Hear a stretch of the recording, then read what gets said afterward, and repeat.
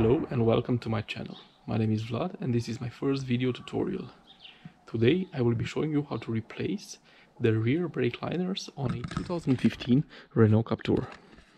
As far as I know, all Renault Captur models come equipped with a rear brake drum system. Therefore, this tutorial applies to all of them as well as many other Renault and Dacia models. I will be adding to the description a list of cars using the same brake system.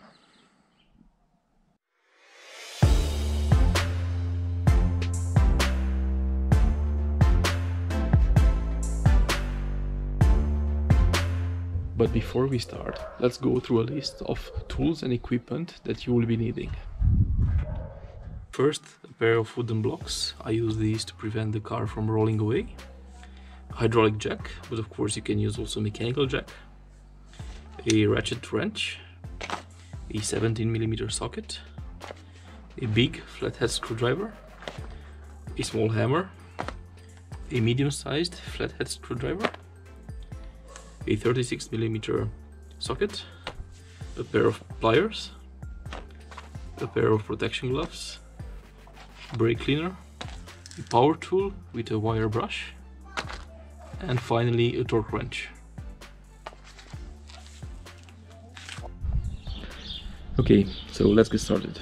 The first thing that we need to do is to secure the car. Since we are working with the rear brakes, we cannot use the handbrake to make sure the car is not moving when you are working on it. So what I tend to use is these kinds of wooden wheel blockers that I place in front and in the back of the front left wheel. Then what we need to do is lift the car on a jack.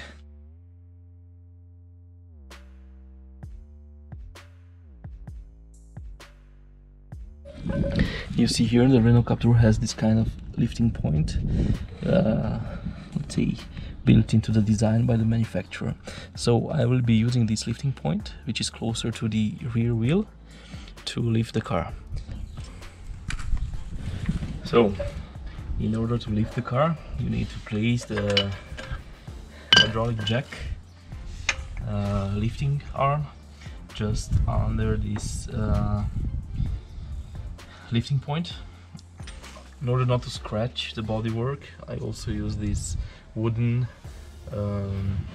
block. It's a softer surface than the metal of this lifting arm, and it will prevent scratching the bodywork. So I place this here, then I place the lifting jack as close as possible, or as underneath the lifting point. Make sure that the release valve is tightened, and then start slowly closing the gap between the lifting arm and the lifting point. So when they are pretty close, you have to check that they are in the right position and perfectly aligned, and then you can continue to start slowly lifting the car. Now, before you completely lift the car, it is a good idea to loosen the wheel nuts. This will make it easier later on to remove the wheel. I will be not using the handbrake to block the rear wheels. Therefore, you need to do this operation before you lift the car from the ground. So to loosen the four wheel bolts, you need a ratchet wrench with a 17mm socket on. I have a special socket for loosening wheel nuts. This is covered in a plastic material so that you do not scratch the wheels. By the way, you notice that this car is pretty dirty. Normally I would have washed it before. However, since we are in isolation due to this epidemic, I was reluctant to go outside just to wash my car. So we had some bad weather some days ago, and that's why we have all this, or I have this all this mud on the car. So yeah, that's the explanation. So in order to loosen the wheels, you just need to do this. It's enough that you do only this before you leave the car.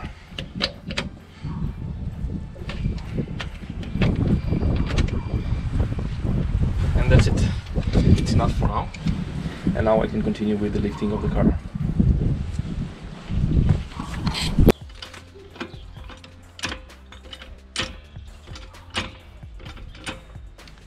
Now let's continue with the removal of the wheel nuts.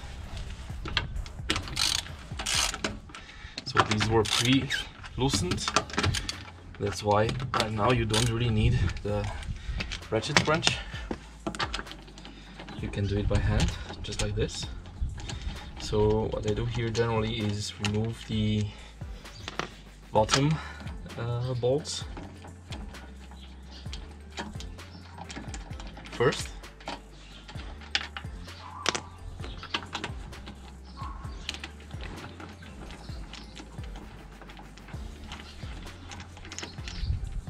And then with my foot keep the wheel in place and remove the top one. By doing this you prevent the wheel from falling off actually. Okay, once all the bolts are removed, you grab the wheel and take it off. Now a good idea is always to place the wheel underneath the car in case a failure occurs with your hydraulic jack or with your jack. This let's say helps a little bit so that the car will rest on the wheel and then the damage will be less. Something like this. So the next operation that we need to do is to remove this protective cover. Underneath it you find the hub nut. The way to remove this cover is by using a flathead screwdriver and a small hammer.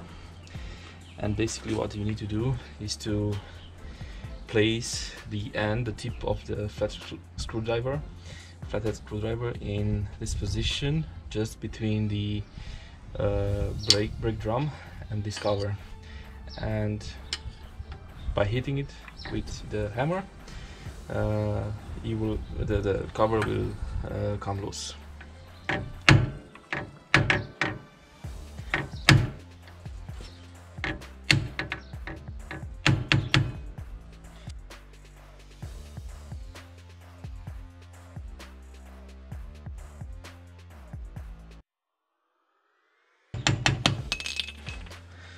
So this is the brake, the hub cover. I have mounted the 36mm socket onto the wrench, and now I will be trying to untighten the wheel hub nut.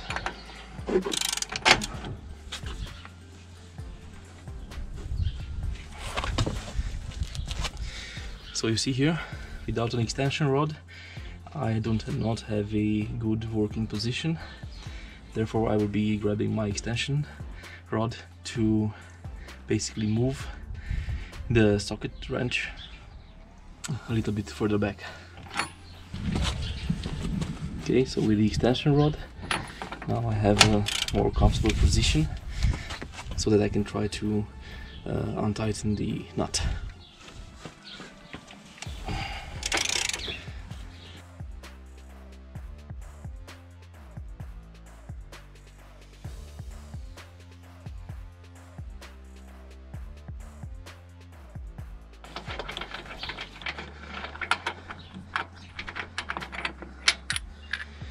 So this is the nut, and now what we need to do is to try and hopefully very easily remove this brake drum. Why I say hopefully is because they have a tendency to stick, so fingers crossed. I was not successful in removing the brake drum just using my hands, so I used this flathead screwdriver, the big one, and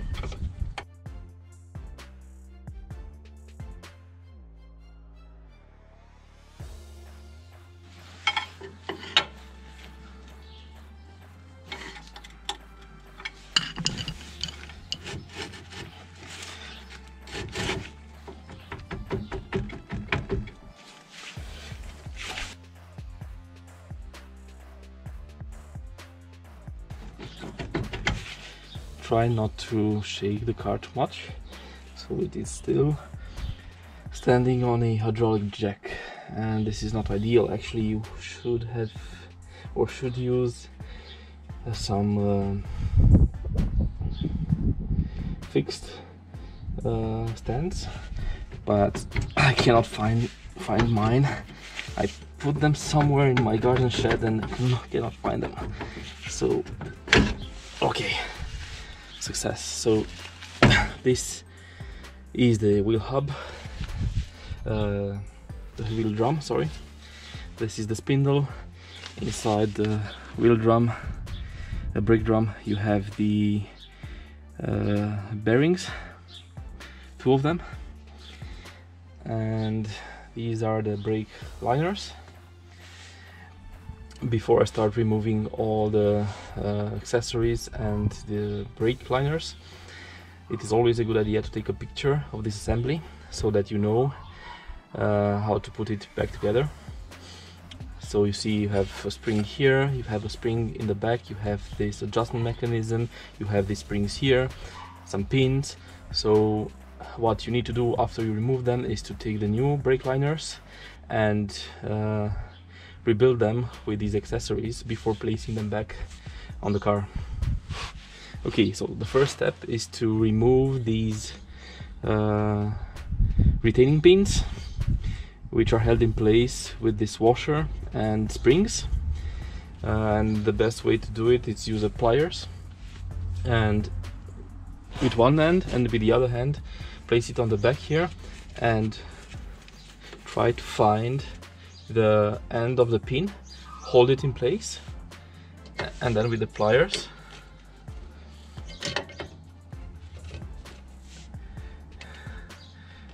get a good lock on this, and then push and rotate. Why to do this? Because you see here, this washer has a opening where the, let me show you.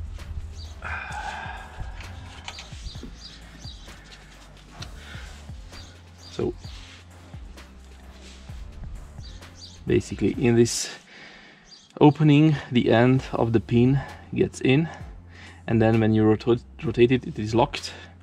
That's why I use the pliers to move this down and then rotate it and then get it out of the pin. Okay,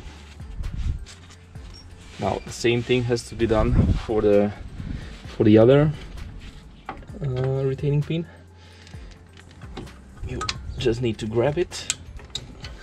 It's more difficult than it should actually, and do this rotation, and that's it. Okay, now I will remove the pin as well. So to remove them, with both hands grab them like this, and then try to take the bottom part, come loose like this, and it's done. And now you can remove the cable for the handbrake. Good. So these are the old ones, they are not so worn. The reason why I am exchanging them or replacing them is because on the other side there was a malfunction, and it is always a good idea that if you work on the brakes, if you replace something on one side, you should do it on the other side as well, so that you have equal amount of brake force on each of the wheels, at least on the same axle. Okay, now before I go and dismantle this, Another operation that should be done is to really clean this area as good as possible. The way I recommend to do that is to use a rag and then use a brake cleaner to try to remove even more dirt.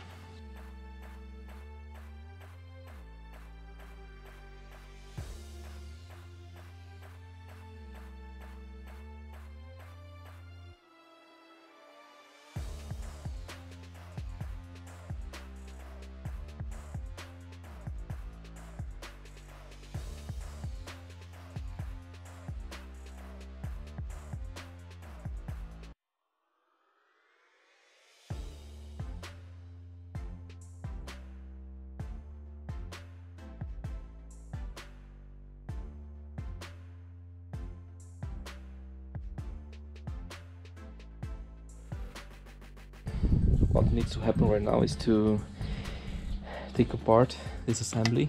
So the only reason why I'm wasting time disassembling this is because I need this part here. So the first thing that can be done is basically taking this plier and removing this bottom spring. Actually, you don't even need the plier, you just need to close them together and remove the spring. Then the next thing is to remove the top spring. Yeah, and this can be done kind of in the same way. However, the hook part of the spring will not come loose easily. That's why you need a screwdriver to push it through the hole. Actually, before I do that, oh, I already did it. So now what's left is just to remove this part here, and it is held in place by this spring and this spring. So the first spring is very easy to remove like this. The second one will require a little bit of effort. Maybe I can do it in this way. Yeah, and then, okay, that's it. Okay, so for this operation I will be not using my gloves because it's too difficult to do it with the gloves on. So I will be using my bare hands. What we need to do is to place this adjustment mechanism in the right position so that we can have a look on where should these springs go. I'm using this old spring, but on the other side I'm using a new spring. And basically this spring has to go in this hole here in the liner, as well as in the hole that you have here in the adjustment mechanism. So the best way to do that is to first insert this hook into the liner, then take the adjustment mechanism and connect it to the spring, then do this. Okay, job done here. Then we need to take this, let's see, spring and place it inside this hole, and then use some force to do it like this. Okay, so that's done halfway through. Now we need to place this spring using this hole here, and this hole here. Remember, the hydraulic cylinder sits here, so basically this is the right position to put this in. So we need to put it here first, and then do this, and that's it. The bottom spring that goes here, I have it here. This will only be placed once I put the entire assembly onto the vehicle, because otherwise you will have a hard time trying to position this in the right place. If you want to see how I clean the brake drum and apply a coat of paint, click on the link above. Otherwise, let's continue with the assembly of the new brake parts. Okay, so let's start putting things back together. But before we do that, what I recommend is putting some copper grease onto these contact points. This would help the brake system work properly for a longer period of time. So basically to reduce the amount of friction between the brake liners and this backing plate. I need to just squeeze it a little bit and then put some grease in these points. And only in these points. You don't want to put too much, because if some of the grease ends up on the liners, then or on the friction material, then you will have some issues with brake efficiency. I can put also a little bit of grease on the cylinders. Okay, and that's about it. The brake liners are pre-assembled like this. What we need to do first is to connect the handbrake cable to this lever. So we can do this by pulling back the spring and then putting the cable here in this slot.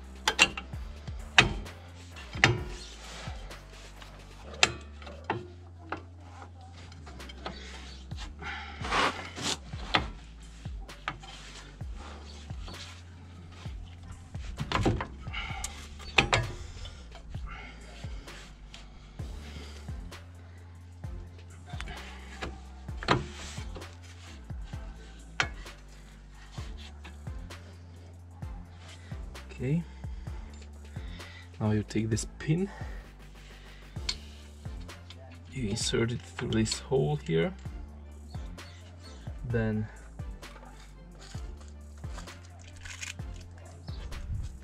take the washer and the spring, these ones, place the spring here,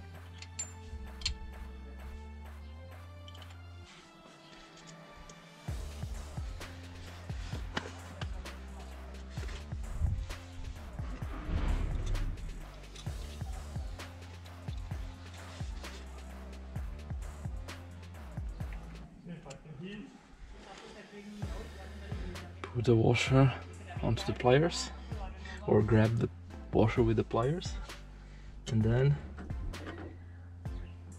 basically try to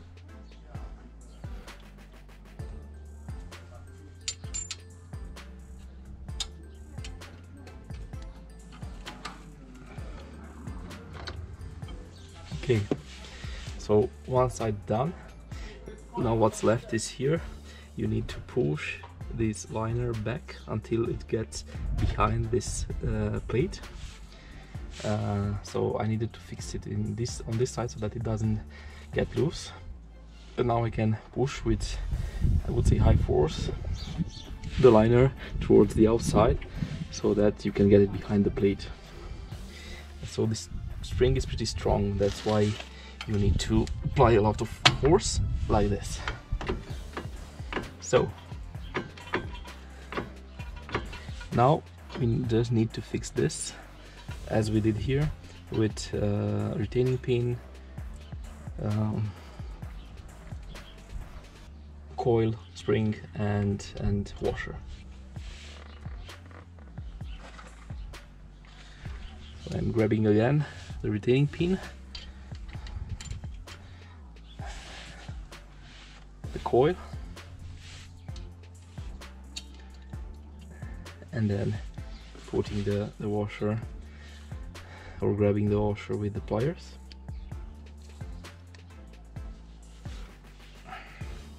I will hold with this hand the pin in place.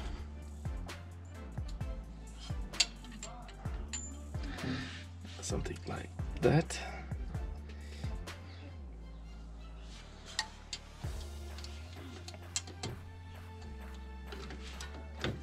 And that's it. So now everything is in place. The last thing that we need to do before screwing everything back into place, I mean the hub nut, and then putting back the wheel, is to check whether the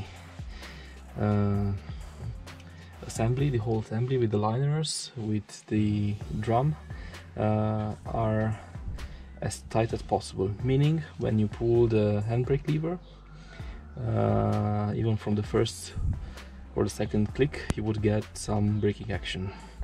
And this can be done using this device here. Basically here you have this safety spring that you have to pull back 1 or 2 clicks, then you pull the liners apart, and what this device will do will keep the liners at the position that you pull them back. And you have to repeat this several times until you get the perfect fit between the drum and the liners. But first you need to check how it is right now. So you need to put the drum back in to see how it fits, and then spin it, check with the handbrake, pull it 1 or 2 clicks, see if there already is contact between the liners and the drum. And then take it back, adjust it a little bit more if needed, and you should be done with it. So first step, I take the drum and I try to put it back. So already I see it touches a little bit the liner, so this is a good sign we are at, let's say, the right position.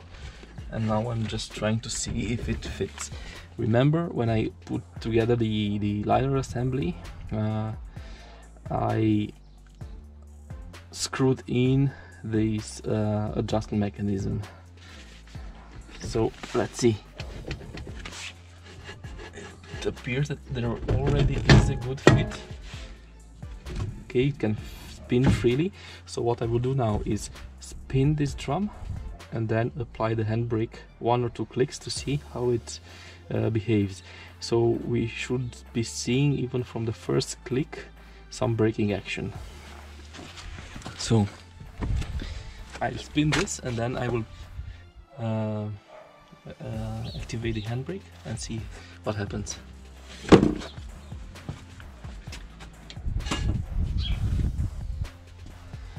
Okay, so that was one click.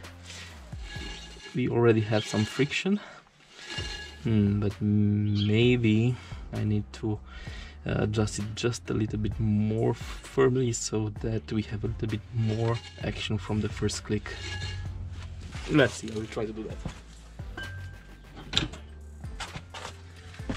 So I released the handbrake.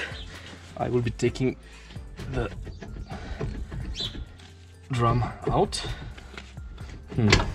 It's already pretty tight, so the reason why it doesn't come out very easily is because it already has some wear in, and you have a groove from the old liners, and you basically have to compress the liners a little bit in order to put the drum on, because it has that groove.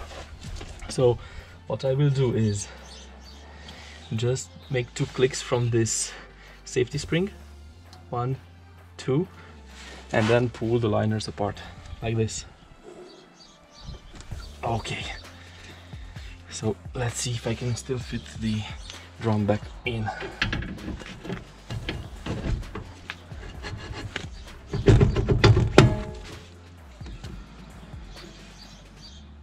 Okay, let's make the test with the handbrake again.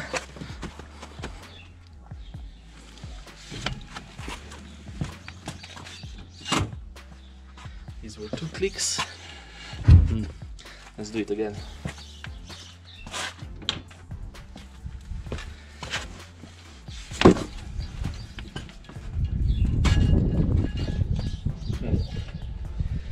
So I think we can further adjust the liners.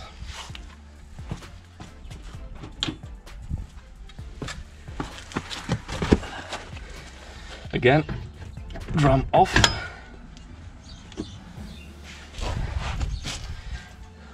Like 3 more clicks here. And then pulling these apart. Maybe 2 more like this. Okay. Now the issue with this is that if you do it, if you extend the liners too much from each other, you could be in a situation where you cannot fit the drum back in, which would require taking the liners back off and then adjusting the mechanism and then putting them back into this plate and then the drum on top. So let's see.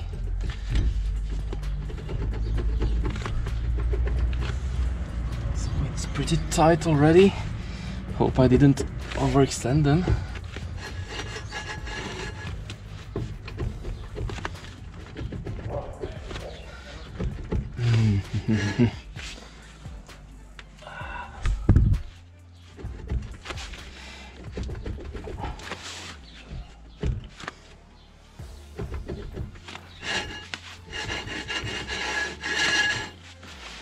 Let's see.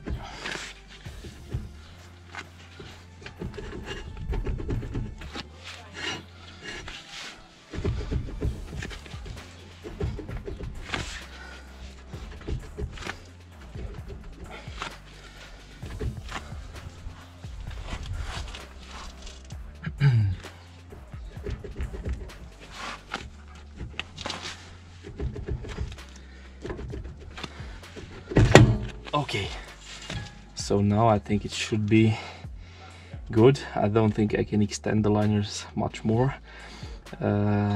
without getting in trouble and trying to fit in the drum. So I will do the test again with the handbrake.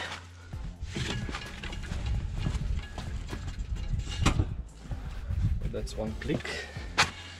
Yeah, I think it's good enough. Let's see with the maybe 2 clicks.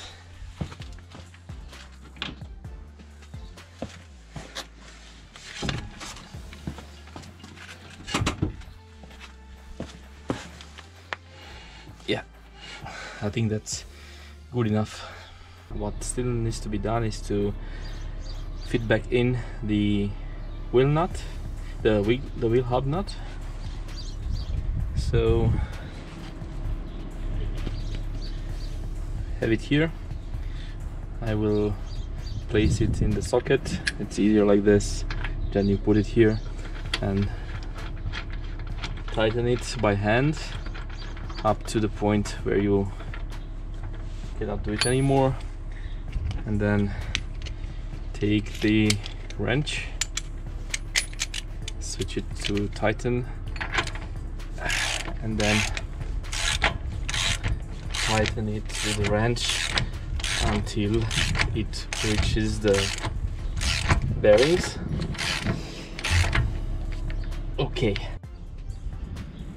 Okay, back with the torque wrench. So I will be adjusting the torque first to something like 100 Newton meters. Apply that torque and then move to 180. Actually, the first setting I would increase it to let's say 130 Newton meters. So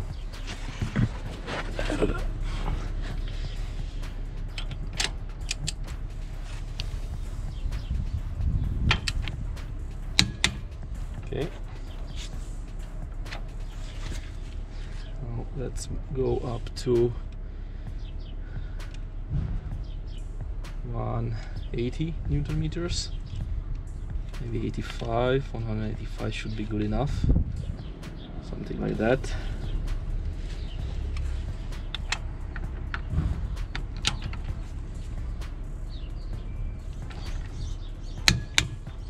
Okay, that's it.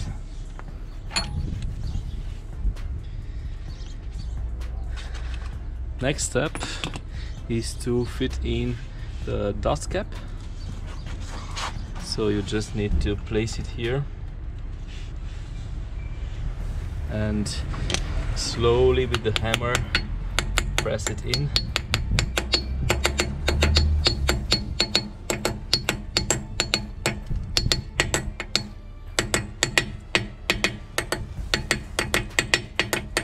That's it.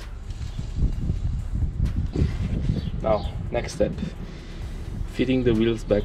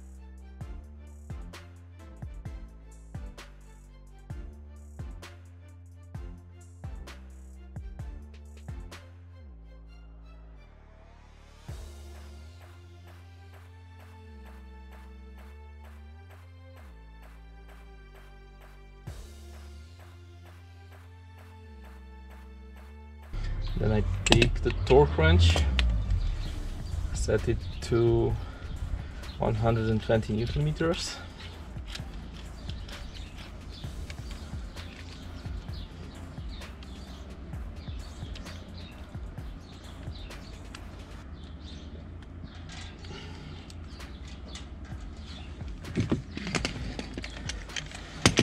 Take the 17mm socket and tighten each bolt.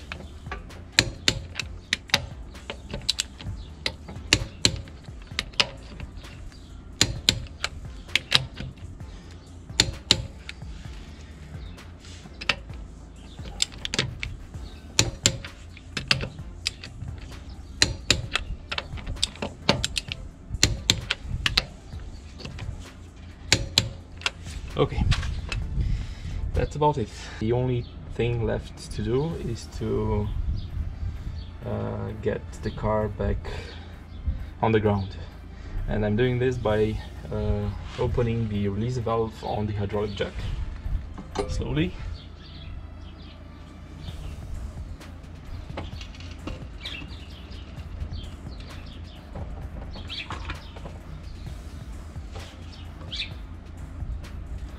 Okay. And that's it.